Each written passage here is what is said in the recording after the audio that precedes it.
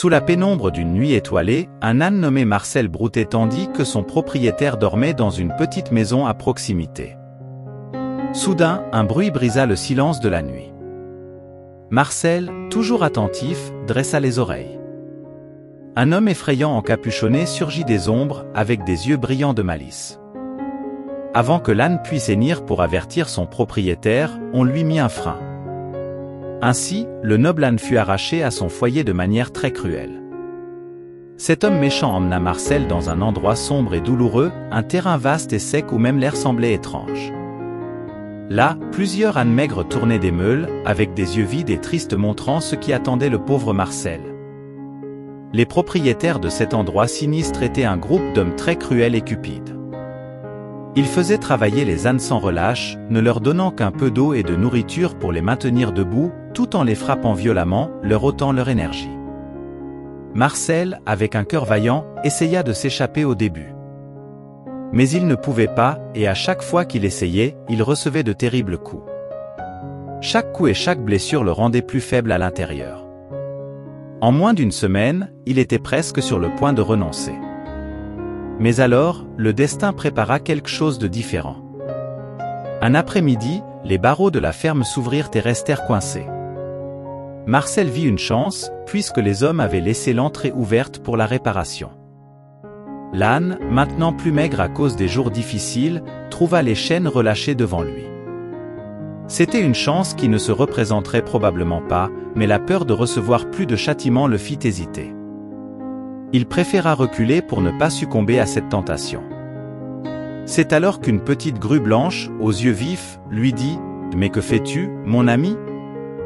Tu ne peux pas manquer cette chance. » La grue, qui observait tout depuis une branche d'arbre à proximité, encouragea Marcel avec insistance. Finalement, l'âne rassembla son courage et saisit l'opportunité. Il se libéra des chaînes sans trop d'efforts et s'enfuit de la ferme, la grue volant à côté de lui. Mais les hommes méchants qui réparaient la clôture ne restèrent pas inactifs. Ils montèrent sur leurs chevaux et poursuivirent le pauvre Marcel. Mais comme si le monde était contre Marcel, il se mit à pleuvoir très fort, comme si ces hommes avaient invoqué la pluie pour entraver la seule chance de Marcel. La pluie transforma le sol en une boue gluante, rendant l'âne incapable de voir devant lui. Il heurtait des troncs et des pierres, montrant ce qui arriverait s'il le rattrapait. Marcel, déjà fatigué et maigre, luttait pour ne pas tomber. Les hommes qui le poursuivaient ne s'arrêtaient pas et, les larmes aux yeux, il disait « Je n'en peux plus ». Il voulait juste qu'un éclair de cette tempête mette fin à son supplice. Mais il n'était pas seul. La grue, qui avait volé plus haut pour ne pas être mouillée, ne laissa pas Marcel seul. Sa voix, presque couverte par le bruit de la pluie, lui disait « Continue, Marcel, ne baisse pas les bras, je t'en prie. » La voix de la grue était une lueur d'espoir au milieu de la tempête, la seule chose qui l'empêchait d'abandonner. Enfin, quand les hommes méchants semblaient presque le rattraper, la pluie cessa soudainement. Enfin, Marcel put voir clairement, réalisant que la sécurité de son propriétaire était à environ 300 pas. Encouragé par cette lueur d'espoir, Marcel rassembla toutes ses forces et courut vers la sécurité. Les hommes méchants, en voyant la maison de son propriétaire, abandonnèrent, laissant Marcel libre. Quand il arriva près de celle-ci, le propriétaire de Marcel sortit en courant de la maison et le serra dans ses bras, les larmes aux yeux. La grue descendit du ciel et se posa sur l'épaule de Marcel. L'âne la remercia d'un regard profond et demanda « Pourquoi avais-tu autant confiance en moi ? Sans toi, j'aurais abandonné, et Dieu seul sait ce qui me serait arrivé. » La grue répondit d'une voix douce et calme « Parce que quand on est au milieu de la tempête, on ne peut pas bien voir. N'oublie jamais ça, Marcel. » L'âne, écoutant attentivement, comprenait ce que ces mots signifiaient. Mais la grue continua, « De là-haut, au-dessus des nuages sombres où je volais, je pouvais voir que tu te dirigeais vers la fin de la tempête, où un endroit sûr t'attendait pour te protéger. C'est pourquoi je te demandais de ne pas abandonner, car je pouvais voir ce que tu ne pouvais pas voir au milieu du vent fort. Et parce que je savais que bientôt tu irais bien, même si c'était difficile à voir pendant la tempête. Tout comme Marcel, nous réalisons que même au milieu des difficultés, l'espoir est un trésor qui persiste lorsque nous décidons de continuer à essayer. Dans ce voyage, nous apprenons que les adversités ne peuvent nous atteindre que si nous abandonnons le chemin, peu importe à quel point il est ardu.